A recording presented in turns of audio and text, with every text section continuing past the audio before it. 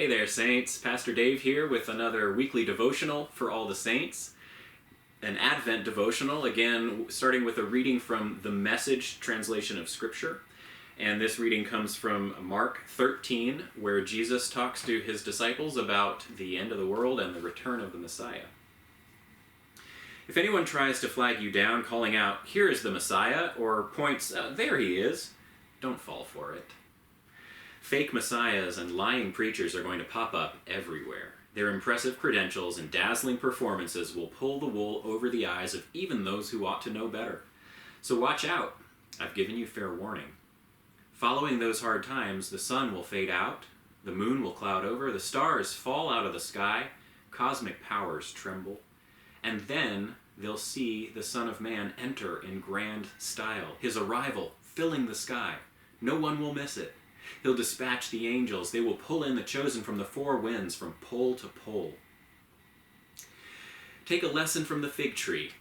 From the moment you notice its buds form, the merest hint of green, you know summer's just around the corner. And so it is with this. When you see all these things, you know the Messiah is at the door. Don't take this lightly. I'm not just saying this for some future generation, but for this one too. These things will happen. Sky and earth will wear out, but my words won't wear out. The exact day and hour, no one knows that. Not even heaven's angels, not even the Son, only the Father. So keep a sharp lookout, for you don't know the timetable. Well, this Advent season, we know, is a season of waiting. It's a season of preparation as we are getting ready for Jesus' arrival.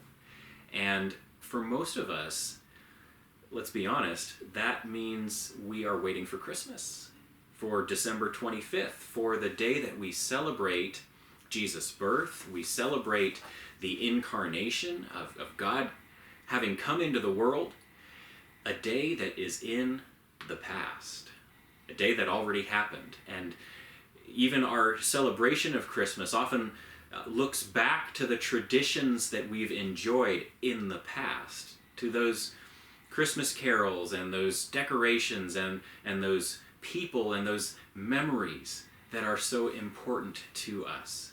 All things that we've experienced before. And so it's kind of hard and kind of counterintuitive that we try to celebrate or we try to prepare for the future in Advent. I mean, how can we do that when we're really looking at the past? We're looking at the Christmas and the incarnation that we remember that already happened. Advent is a season when we are called to look forward. We're called to look toward the future that is still to be written, that hasn't happened yet, that God has promised the return of the Messiah. And in the reading from Mark, we hear about a second coming that is kind of terrifying, to be honest. It is overwhelming. It is incredible, and it is something that that will strike fear into a lot of people's hearts. It'll be more than we know what to do with. You know, we've got this tendency when we think about the end times, or when we think about the second coming, or we think about these promises being fulfilled, we've got this tendency to think about them in terms of kind of some hidden special knowledge that needs to be drawn out of the scriptures, some kind of interpretation that needs to be done using these secret or arcane kinds of sort of interpretations. And that's not what Jesus says. When the Messiah comes back, it's something that everybody will recognize. It's not something that we'll have to wonder, oh, is that the Messiah? Or I think this could be the Antichrist. It's not something that we'll need some special teacher to point out to us. It's going to be obvious. When he returns, we will know it. And when he returns, it might be incredible and overawing and just beyond our ability to fully take in. It might be something that causes a little bit of terror or consternation among us, but it is good news.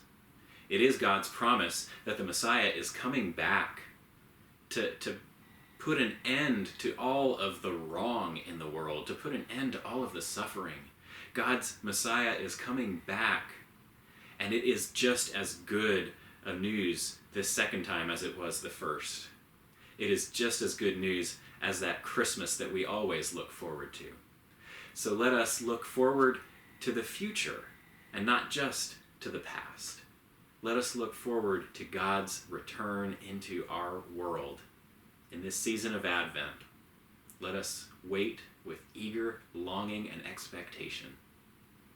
Friends, that's your devotion for this week, and it's good to see you as always. I hope you're doing well. I hope that Christmas is something worth looking forward to for you. Hope to see you again soon, and God bless you. Take care, everyone.